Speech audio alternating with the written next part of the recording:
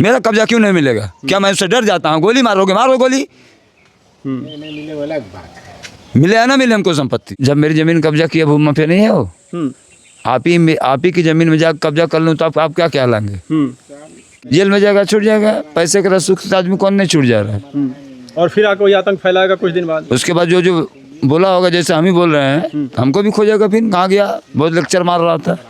आपको वहाँ से क्या कह के निकाला गया? हमको निकालना क्या गया? वो सीधे कब्जा कर लिया। सीधे बोला आपका बालू है, ईटा है, ज़मीन, आप अपना ईटा ज़मीन बालू लेके जाइए। तो ज़मीनिया मेरी कहाँ जाएगी? किसी से पूछेगा पंडित जी का मकान कौन है, सब बता देगा कि ये जो रंगा गया है, जो कब्जा किया है। किसी से आप पूछ लीजिए, एनी आदमी से। भोले राजभर से केवल आप ही पीड़ित हैं या इधर और कोई है? उनसे सब पीड़ित है, हम ही का क्यों अकेले पीड़ित रहेंगे? हाँ। उसके गांव वाले तो उसको बहुत साफ सुथरा बताते हैं, मसीहा बताते हैं। मसीहा वाला कौन काम किए हैं वो? हम लोग भाजपा ही है, वोट देंगे तो बीजेपी को ही देंगे, मोदी को ही वोट देंगे, योगियों को वोट देंगे। लेकिन सुनवाई तो एक ब्राह्मण पीड़ित परिवार। ये संतोष पाठक जी हैं। मैं आज आपको बताऊंगा कि किस कदर भोले राजभर का दहशत इस क्षेत्र में है। ये भी संतोष पाठक जी भी उससे पीड़ित हैं, उससे परेशान हैं। इनके साथ उसने क्या क्या किया है, मैं इन्हीं से जानने का प्रयास करूंगा। जो लोग कहते हैं कि भोले राजभर, अभी पीछे ओम प्रकाश राजभर जी आए थे भगुरा में, उन्होंने एक बार नाम नहीं लिया उसका। उन्होंने सिर्फ रवि यादव और प्रदीप बिंद का नाम लिया, लेकिन उन्होंने ये नहीं देखा कि इसके ऊपर कितने आपराधिक रिकॉर्ड हैं। मैं स्क्रीन पर लगा दे रहा हूँ, देख लीजिए। 16 आपराधिक मुकदमे भोले राजभर के ऊपर हैं। फिर भी ओम प्रकाश राजभर ने उसको अपराधी नहीं ओम प्रकाश राजभर मानते। उनको सिर्फ रवि यादव अपराधी दिखाई दे रहा था, प्रदीप बिंद अपराधी दिखाई दे रहा था। किस कदर इस क्षेत्र में वो अपना दहशत बना कर रखा था, शायद आप लोग नहीं जानते। क्या कुछ भोले राजभर ने आपके साथ किया है? आप किस तरीके से उससे प्रताड़ित किए गए हैं? मेरी जब ज़मीन है, हमारे दादाजी पट्टे पे लिए थे सन 80 में। हाँ। उनके दादाजी के दादाजी से। तो वहाँ पर मकान बनाया गया। फिर 89 में बिजली की बिल ली गई, सब कुछ लिया गया। वहाँ 2 बार मेडिकल स्टोर भी खोले, हम लोग ही चला नहीं पाए उसको, फिर बंद कर दिए। फिर मैं 3 आदमी को किराए पे दे दिया। अच्छा। मकान 500 रुपये भाड़ा हमको मिलता था वहाँ से।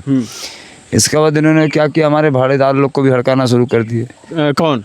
भोले और सोले दोनों? सोले नहीं, भोले। अच्छा। ये सोले जो है जिला पंचायत सदस्य भी है? हाँ, वो तो सदस्य है।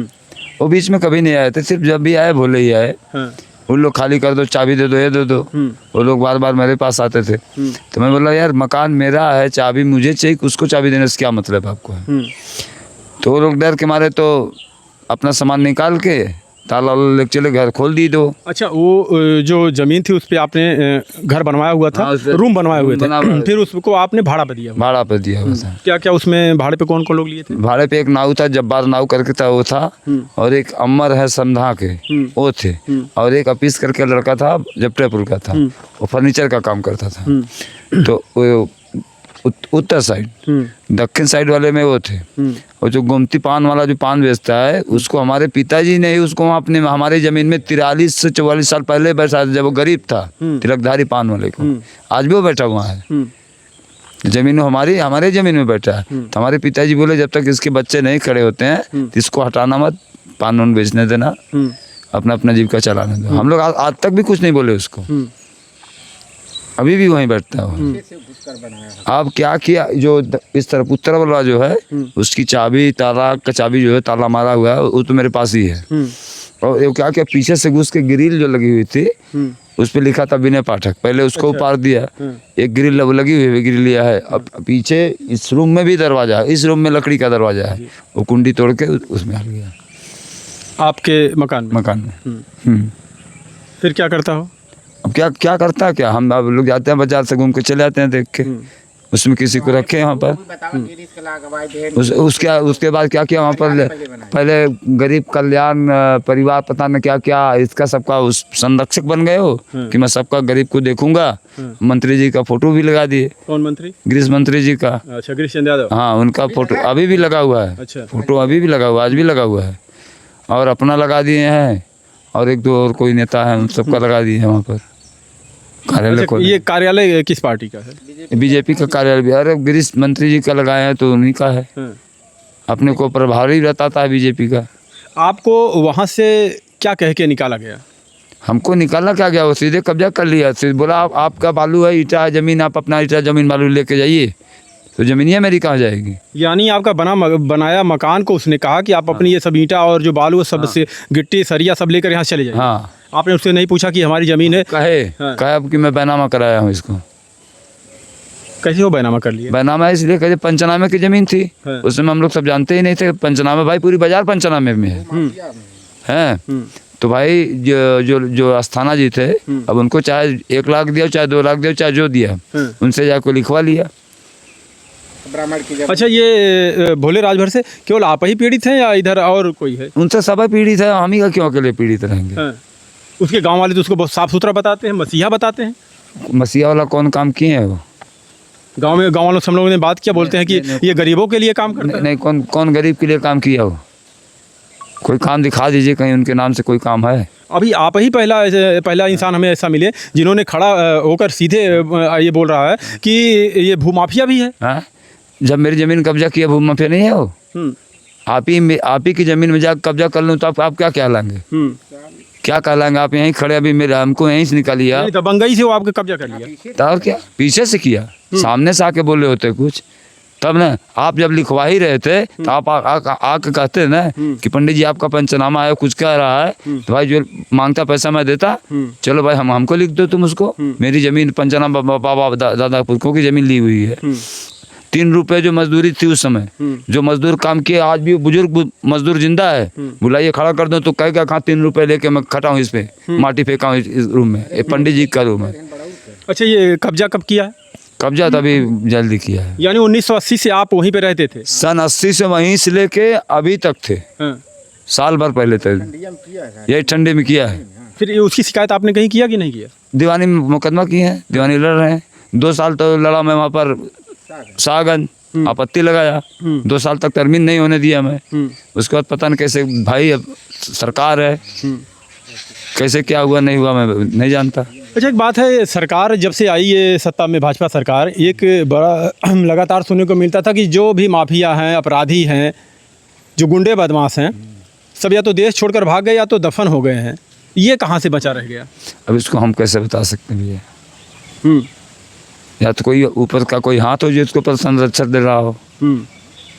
ऐसा लगता है, हो सकता है। मैं भी तमाम फोटो भी उसका नेताओं के साथ वायरल हो रही है। मैं भी, हाँ। क्या इसलिए आपको न्याय नहीं मिल पाया? और क्या,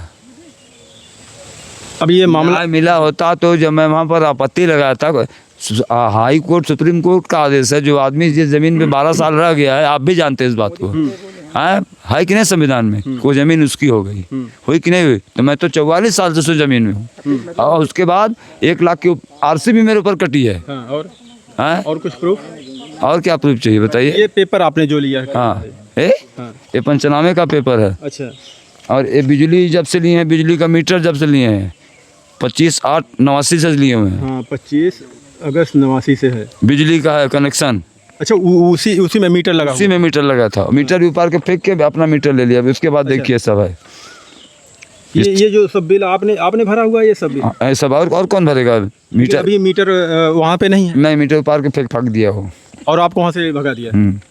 तो अभी बिल तो आती होगी? बिल आती है, बिल जमा ही नहीं कर रहा हूँ मैं। आरसी कट गई जब तहसील से नोटिस आई थी मेरे पास। 14,937 रुपये? नहीं, इतना आया था। अच्छा। 21,128 रुपये आया था। उस समय मेरे पास पैसा नहीं था, तो मैं मेरा भला इतना दे रहा हूँ, इतना बाकी रह गया। मतलब 14,937 रुपये बकाया था। बिल भी अभी फिलहाल टोटल कितना बिल उसमें? अभी इसमें टोटल वही आरसी कट थी, 1 लाख की आरसी मेरे पास आई थी, अमीन लेके रसीद।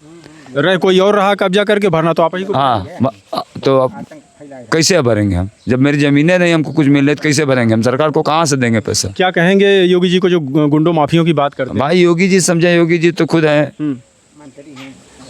योगी जी से सब समझ रहे हैं। और हमने ये भी सुना आप भाजपा के कार्यकर्ता भी हैं। हम लोग भाजपा ही है, वोट देंगे तो बीजेपी को ही देंगे, मोदी को ही वोट देंगे, योगियों को वोट देंगे।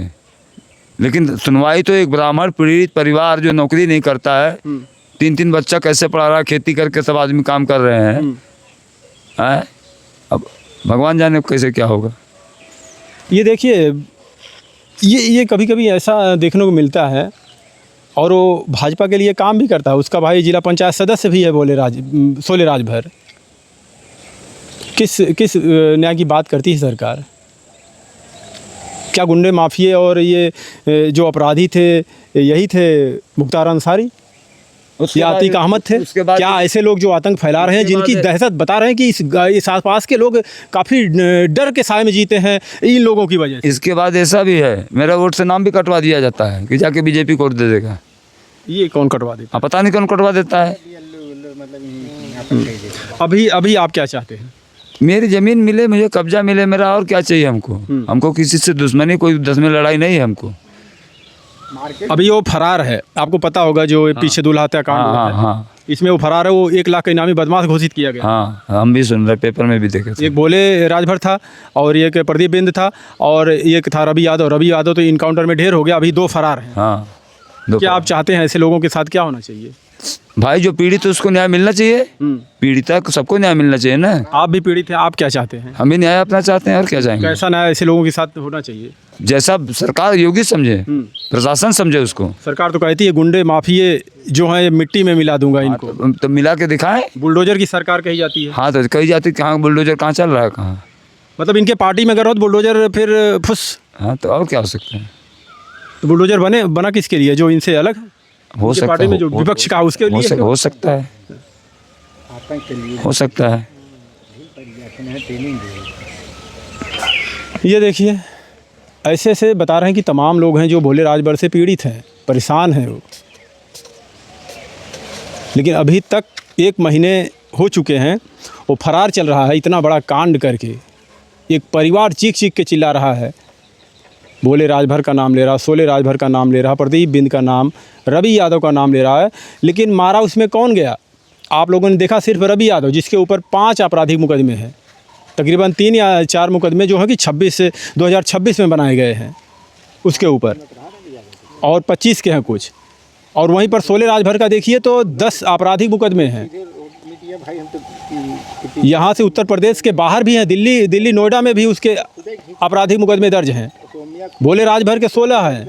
अब ये देखिए, ये पीड़ित हैं गुरुजी, ये पीड़ित हैं गुरुजी, उठिए थोड़ा से। ये पीड़ित हैं, इनकी ज़मीन कब्जा हो करके रखा। ये ज़मीन है कहाँ आपकी? प्राइमरी स्कूल के बगल में, वहाँ पर लगा हुआ पोस्टर। कौन से रोड पर? जौनपुर सागंज रोड। अच्छा, जो मेन रोड जो बन रहा है, मस्जिद है जो बन रहा है, प्राइमरी स्कूल है, उसके ठीक सामने मंत्री जी का फोटो है, उसका भोले राजभर का फोटो है। इसके बाद और सबका फोटो लगाया। ये जो सागंज से हाईवे गया है, अभी चौड़ीकरण हो रही है, जौनपुर इसी पर है। हाँ, इसी पर प्राइमरी विद्यालय बगल में मेन पे। किसी से पूछेगा पंडित जी का मकान कौन है, सब बता देगा कि ये जो रंगा गया है, जो कब्जा किया है। किसी से आप पूछ लीजिए, एनी आदमी से। अच्छा, जब वो कब्जा किया तो आपसे कुछ बात किया या आपने उससे कुछ बात करने की कोशिश की? मैं उससे बात किया था, भोले से। हाँ। तो वो बोला पंडित जी ज़मीन आपकी है, आप उसका चाबी दे दीजिए, मैं कुछ दिन भाड़े पे ऑफिस खोलूँगा। अच्छा। मैं तुम्हें समझ गया। मैं बोला भैया हम चाबी तो नहीं देंगे आपको भाड़े पे रहने के लिए रूम में। तो मैं चाबी नहीं दिया, तो वही पीछे से जाके खुल के पीछे से अंदर कब्जा कर लिया सब। वहाँ पे जो आप किराएदार थे सबको उन लोग को हड़का के भगा दिए। और आप भी अभी वहाँ जाते नहीं? जाता हूँ, बाजार में बैठता हूँ, जाऊँगा क्यों नहीं? घर में नहीं जाते? घर के अंदर नहीं जाते, कैमरा लगा, सब लगा, एक लेडीज है कोई वहाँ पर बैठी, को कुछ लगा दिल जाम, तो हम भी गए भीतर। क्या लगता है आपको न्याय मिल जाएगा? क्या भगवान भरोसे हैं, सरकार के भरोसे हैं। योगी जी, मोदी भगवान थोड़ी न्याय दिलवाएंगे, सरकार न्याय दिलवाएगी। मोदी सरकार दिलाए, योगी सरकार दिलाए न्याय हमको। न्याय खाली सुप्रीम कोर्ट और हाई कोर्ट बोलने के लिए है कि जो 12 साल से जिस जमीन में है वो कब्जा देगा, उसका है वो। हम तो 44 साल से हैं, तो मेरा कब्जा क्यों नहीं मिलेगा? मेरा कब्जा क्यों नहीं मिलेगा? क्या मैं उससे डर जाता हूँ? गोली मारोगे, मारो गोली। मिले या ना मिले हमको संपत्ति। अगर आप डरे नहीं होते तो आपकी ज़मीन कैसे चली जाती? हाँ, मैं डरा कुछ नहीं। डरता हर कोई इंसान इसलिए कि उसके पास भी पीछे बाल बच्चे हैं। हैं? मारने में क्या लगता है? दूल्हा तो बन के जा रहा था, मैं भी तो था, मैं भी सदर में रहता हूँ। जब उसकी बॉडी लद रही तो उसके हाथ में कंगन था, जब पोस्टमार्टम के लिए ले जाया जाता, उसकी बॉडी पकड़ के मर्चरी हाउस से इस तरह पिलाता हूँ, यहाँ तक आया हूँ मैं देख। तकलीफ नहीं होगी? किसी के बच्चे के हाथ में मेहंदी लगी हो, सब कुछ लगी हो, और उसके बाद ऐसा हो जाए कांड हो, ये कोई अच्छी चीज़ है? अरे मारना था 10 दिन पहले मारो, मार के हाथ गोड़ तोड़ दो। अभी हम तो रोज जौनपुरा के लिए आते जाते हैं, रास्ते मिल के हमको पीट दो। यानी डर है ये भोले राजभर? कर भी सकता कोई? मैं किसको जानता हूँ? मैं तो रोज जौनपुर जाता, सदर में रहता हूँ। अब मयंक श्रीवास्तव से रत्तीलाल पत्रकार से पूछिए, आप जानते होंगे, मिठाई पत्रकार को जानते होंगे, जाइए मेरे बारे में पूछिए, जौनपुर में जितने पत्रकार से बताएंगे हमारे बारे में हम कैसे। इतना दिन से आप प्रताड़ना झेल रहे थे, कभी किसी से शिकायत किया, किसी पत्रकार से मिले होते, अपनी आवाज़ उठाए होते? अरे मैं तो सोचा कि भाई दीवानी लड़ रहा हूँ, वहाँ लड़ रहा हूँ, वहाँ से फैसला होगा। जब मैं वहाँ 2 साल लड़ा, उतना पैसा मेरा बर्बाद हुआ, तो मैं तो जब वहाँ से हार गया केस में, तो दीवानी चल रही थी, वो भी चल रही थी। तो हमारे पास पैसा भी तो होना चाहिए कि मैं रोज लगा के जाऊँ और आऊँ। कितना लड़ूंगा मैं? होना चाहिए भाई। क्या कहेंगे मुख्यमंत्री जी से? हमको मुख्यमंत्री जी हमारा दिलाएं, इंसाफ दिलाएं हमको, और क्या। एक महीने से फरार है, एक परिवार को तो न्याय दिलवा नहीं पा रहे हैं। हाँ? प्रशासन इनकी ढूंढ नहीं, जिसको यमराज बोलते हैं, प्रशासन इनको पकड़ नहीं पा रही है। अब उसमें वो सब नाकाम हो रहे हैं, तो उसमें हम क्या कर सकते हैं? हम तो पकड़ने जाएंगे नहीं, हम तो पुलिस है नहीं, हम एक आदमी इंसान है। बताइए, चाहते हैं कि इसके ऊपर ऐसी कार्रवाई हो, सख्त कार्रवाई हो, फिर दोबारा कोई किसी की ज़मीन की तरफ ताके नहीं। ऐसे लोग क्या एक बार कार्रवाई हो जाती है, जेल में जाते हैं, फिर बाहर आते हैं तो मानते तो जिसके पास पैसा तो निकल ही आएगा बाहर। आतंक खत्म होना चाहिए था कि नहीं होगा? क्यों बंगाल में कैसे हुआ? ममता बनर्जी ने तो बहुत सब कुछ कर दिया कि जीत रहे हैं, आगे बीजेपी ने, अब जाके क्यों बांग्लादेशी बॉर्डर पे बैठे हैं? तो कानून वैसा बनाइए, ये गुंडे माफियों से छुटकारा चाहिए, मिले। हुमायूं का विरोध कातरन के हम बाबरी मस्जिद बनाएंगे। ऐसा नहीं लगता सिर्फ भाषणों में अच्छा लगता है गुंडे माफियों से छुटकारा मिलता? हाँ, कभी कभी भाषण में अच्छा लगता है, सुनने को मिलता है गुंडे माफिया। हाँ, वही तो, माफिया की गाड़ी पलट जाती है। इस तरीके आप गाड़ी चलाइए, 4 व्हीलर ऐसे नहीं पलटती है, हिसाब से पलट जाती है गाड़ी कहीं न कहीं इनकाउंटर करने के लिए। यही 2-3 माफिया थे, अतीक अहमद और ये मुख्तार अंसारी और एक दुबे जी। हाँ। यही माफिया थे, और माफिया सब खत्म? नहीं, और सब खत्म हो गया, और सब भाई सब शांत हैं। यही है ना जो सही बात। बाकी माफिया जो भाजपा में है या माफिया है, ये नहीं है। अब ये भोले राजभर से इस क्षेत्र के सभी लोग परेशान हैं, प्रताड़ित हैं, इनको डर है क्यों किसी को भी मार सकता है। अरे भाई, मैं रोज अकेला जाता आता हूँ, कोई कुछ कर दे क्या कर लूँगा मैं? क्या कर सकता हूँ? मैं खुद हार्ट का पेशेंट हूँ। अभी लोगों की मांगे भी हैं कि अगर एक आरोपी का इनकाउंटर हुआ है तो 2 आरोपी कैसे घूम रहे हैं, जिसके ऊपर 5 आपराधिक मुकदमे उसका इनकाउंटर हो जाता है, और जिसके ऊपर 16 हैं वो अभी घूम रहा है, प्रशासन के हाथ नहीं लग रहा है। ओम प्रकाश जी इस तरीके से भाषण देते हैं, क्या ऐसा नहीं आप लोगों को लगता कि ये इसको कहीं ना कहीं ये जो हमारे सत्ता में बैठे हुए हैं ये लोग इनको बचा रहे हैं? देखिए, क्या पुलिस इसके ऊपर सख्त कार्रवाई करती है, या फिर इसको फिर उठाकर जेल में डाला जाता है, फिर कुछ साल बाद फिर छूट जाएगा, जेल में जाएगा, छूट जाएगा। पैसे का सुख से आदमी कौन नहीं छूट जा रहा है? और फिर आकर कोई आतंक फैलाएगा कुछ दिन बाद। उसके बाद जो बोला होगा, जैसे हम ही बोल रहे हैं, हमको भी खोजेगा, फिर कहाँ गया, बहुत लेक्चर मार रहा था। इतना डरते हैं आप लोग? भैया, जान सबको प्यारी है, परिवार है। हाँ। या तो फिर बॉर्डर में पकड़ दीजिए, चले लड़े वहाँ पर, तब डर नहीं लगेगी। यानी अगर उसको प्रशासन जेल में डालती है और छूट के आएगा तो फिर वो कुछ भी कर देगा? जब आदमी जाता है तो मन बढ़ता कि नहीं बढ़ता है? हाँ, फिर बिल्कुल 16 मुकदमे अगर उसके ऊपर अगर एक्शन लिया गया होता। अभी आप हमको 2 तमाचा आज मार के गए, कल फिर हम मिलेंगे तो आप हमको तब 4 तमाचा मारिएगा, तब आप भय निकल जाएगा, तब मैं डराऊंगा आपको देख कर। 2 तमाचा मारा था मुझे। मतलब कहीं ना कहीं ये शासन प्रशासन का खुद हाथ होता अपराधियों को बढ़ाने में। और क्या, 16 मुकदमे लेके घूम रहा, अगर एक्शन होता है उसके ऊपर तो यहाँ तक कैसे पहुँचता? सही बात है। क्या कहेंगे आप लोग, क्या वाकई में जो अपराधी हैं इनके ऊपर कार्रवाई होती है? आपने तमाम वीडियोस फोटो देखे होंगे, कैसे मंत्रियों के साथ में हाथ जोड़कर खड़े हैं लोग, मंत्रियों से मिल रहे हैं, तमाम फोटो ऐसे आते हैं। और अपराधियों के ही फोटो मोबाइल में देखिए, मोबाइल में चिन्हित किया गया किसके साथ तो बैठे हैं। बैठे हैं कि नहीं मोबाइल में? आप भी मोबाइल लेके होंगे, किस नेता के साथ गोलेकार में बैठे हुए हैं। और जब इनका हाथ इनके ऊपर है तो फिर डरेंगे कैसे? तब बताइए, क्या मैं झूठ बोल रहा हूँ? पेपर में नहीं देखे हैं आप खुद पत्रकार हैं, देखे होंगे, पूरा सर्च करते होंगे, तो भाई पब्लिक कहाँ से बोलेगी? देख लिया आप लोगों ने।